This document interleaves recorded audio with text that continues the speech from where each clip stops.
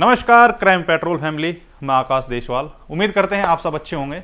आज की वीडियो शुरू करने से पहले आपको बता दें कि हमारा उद्देश्य किसी भी तरह के क्राइम को बढ़ावा देना नहीं है। ये सभी वीडियो जो भी हम डाल रहे हैं ये आपकी जानकारी के लिए हम बनाते हैं। आज जिस अपराधी की बात हम करने वाले हैं वो शुरुआत में चोरी के इल्ज़ाम में जेल जाता है और उसके बाद उसका नाम अंडरवर्ल्ड में ऐसा उछलता है कि जितने भी एनकाउंटर स्पेशलिस्ट थे, चाहे वो दया नायक हो या फिर प्रदीप शर्मा, सब उसके पीछे लग जाते हैं। यहाँ तक कि बहुत बार एनकाउंटर होते होते भी बचा और इसकी किस्मत इतनी तेज थी कि शायद ही अंडरवर्ल्ड में इससे अलग कोई और होगा जिसने पुलिस की गोलियों को इतनी बार चकमा दिया हो। हम बात कर रहे हैं विनोद मटकर की। विनोद मटकर को संजय दत्त का फैन बताया जाता है। कहते हैं उसने संजय दत्त जैसा दिखने के लिए अपने बाल भी लंबे कर रखे थे। मटकर दिखने में सीधा साधा लड़का था, इतना सीधा कि कोई उसे देखकर ये नहीं सोच सकता था कि ये कोई अपराध भी कर सकता है। लेकिन पहली बार हाईवे चोरी की एक घटना में उसकी गिरफ्तारी होती है और उसे नासिक जेल में रखा जाता है। यहाँ उसकी मुलाकात होती है अवधूत बोंडे से। अवधूत बोंडे 6 फुट का लंबा चौड़ा शख्स होता है और बड़े बड़े क्राइम करके उस जेल में आया था। वहीं जहाँ जेल में सब उससे डरते थे तो मटकर और बोंडे, इन दोनों के आपस में लड़ाई हो जाती है। और ये दोनों हालांकि लंबे बाल रखते थे, तो जहां बोंडे से सब डरते थे तो मटकर को जेल में सब जूनियर संजू बाबा कहते थे। अब जब इन दोनों की आपस में लड़ाई हुई तो हालांकि ये लड़ाई बाकी जो वहां कैदी थे उन्होंने छुड़ा दी, लेकिन बोंडे को विनोद मटकर की ये डेयरिंग पसंद आई, क्योंकि जिस तरीके से लोग उससे डरते थे और मटकर जो एक साधारण सा चोरी के इल्ज़ाम में जेल में आया था, ये उससे डायरेक्ट भिड़ जाता है। अब इस दौरान एक मील स्ट्राइक होती है जिसमें सबसे बड़ा हाथ होता है दत्ता सावंत का। अब ये स्ट्राइक इतनी बड़ी थी कि इसमें मील का मालिक, मजदूरों का लीडर, यहाँ तक कि सरकार भी परेशान हो गई थी और इस स्ट्राइक से लाखों लोगों की नौकरी चली गई थी। तब इसका हल निकाला गया दत्ता सावंत की सुपारी देकर। और दरअसल ये जितने भी लोग थे जो दत्ता के खिलाफ थे, इन्होंने सबने मिलकर छोटा राजन को दत्ता की सुपारी दी और ये सुपारी छोटा राजन ने अपने खास आदमी रोहित वर्मा को दी। तब रोहित ने दत्ता को खत्म करने के लिए एक टीम बनाई जिसमें भरत नेपाली, विनोद मटकर, विक्की मल्होत्रा और भी कई लोग शामिल थे। अब क्योंकि टारगेट काफ़ी बड़ा था तो सभी लोगों को चैम्बूर के तिलक नगर के घर में बुलाया गया और प्लान एक तैयार किया गया।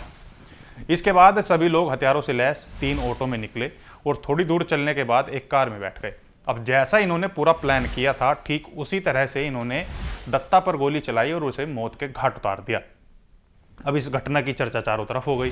कहा जाता है कि इस घटना में मीडिया में दूसरे नाम दिखाए गए थे ताकि ये जो जितने भी शूटर इस हत्याकांड में शामिल थे इनको बचाया जा सके। विनोद मटकर समेत सभी शूटर रेलवे स्टेशन पर जाते हैं जहां से सभी गोरखपुर जाते हैं और वहां से फिर नेपाल। जब इन शूटरों की जगह दूसरे लोगों को अरेस्ट किया गया और उन पर केस चला तो इन लोगों को धीरे धीरे करके वापस बुलाया गया। अब ये वो समय था जब इंडियन एजेंसी और छोटा राजन ने मिलकर 1998 में पाकिस्तान के कराची में बैठे दाऊद को मारने का प्लान बनाया था। इसमें छोटा राजन ने एक टीम बनाई थी जिसमें विनोद मटकर, प्रीत तानाशाह, बालू डोकरे, विक्की मल्होत्रा, संजय घाटे और बाबा रेड्डी शामिल थे।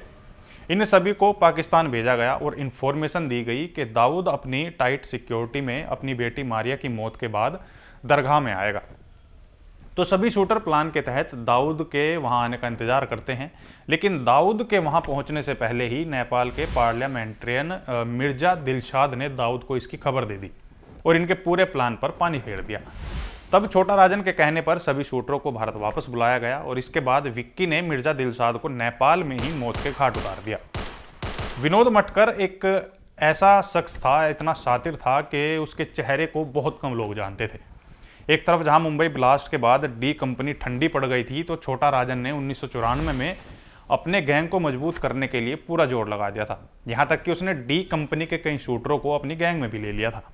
अब 1999 तक आते आते छोटा राजन का नाम अच्छी तरीके से फैल चुका था, उसकी दहशत बढ़ चुकी थी। आए दिन उसके गैंग के लोग दूसरे लोगों को मारते थे और इसकी खबर इसके अखबारों पर आने लगी थी।